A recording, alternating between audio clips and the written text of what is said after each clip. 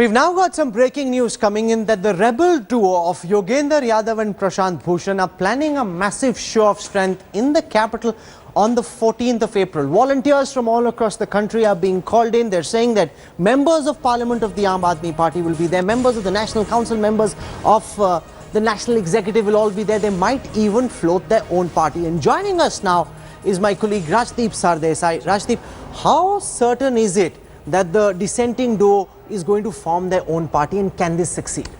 I don't think, Rahul, they will form their own party right away. I don't think that they have the kind of depth and width of support to form a party. I think they're just testing the waters.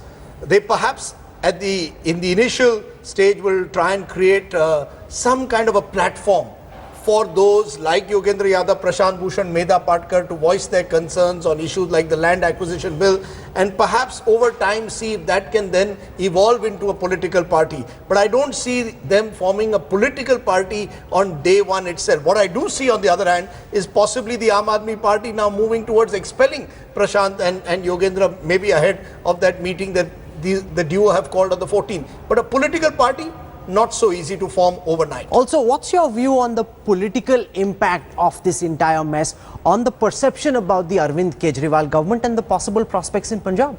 My sense, Rahul, is in the short term, it's clearly taken a hit. There's been a credibility crisis. People are asking questions, is the government focusing enough on governance? But I think it's short-term damage. I think Arvind Kejriwal is playing for the medium and long term. He knows he's there for 5 years. He's got the support of the MLAs. He's eventually going to decide his success or failure on the basis of whether he governs Delhi well. You asked about Punjab. Punjab is what, 2017? So by September, October 2017, that's 2 years away. Arvind Kejriwal believes that 2 years will give him enough of bandwidth perhaps to restructure the political party in his own image. Up to now, it's been a bit like a Shivji ki Barat. Kumar Vishwas, whom you interviewed, Yogendra Yadav, Prashant Bhushan, Medha Patkar, all kinds of individuals had joined. Now Kejriwal has stamped his authority with a certain ruthlessness, and my sense is that he will eventually be judged by whether he's able to deliver decent governance in Delhi. Governance is suffering as a consequence. We ran the story about how garbage is piling up, politics there with the MCD, they complaining they haven't been paid, and Kejriwal saying if you want money, write to your bosses in the BJP central government.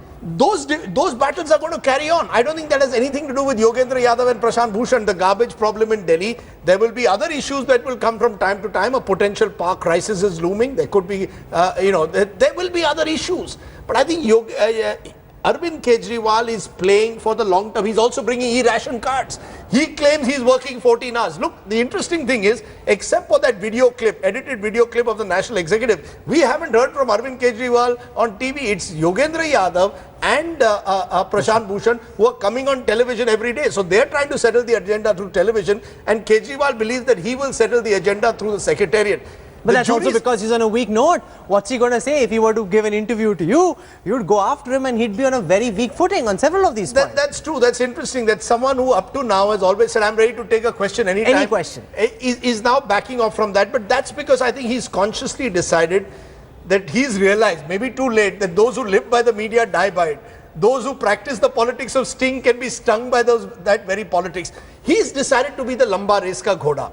On the other hand, I get a sense that Yogendra Yadav and Prashant Bhushan, their options are limited. The halo of martyrdom lasts only so long. Media will move on to the next story. There'll be another big story that will come. Then what? Then you need to be able to create a organizational base, where I think Arvind Kejriwal has lost out slightly, and there your question of Punjab is relevant. Yes, he could have expanded much better had he been able to control his flock.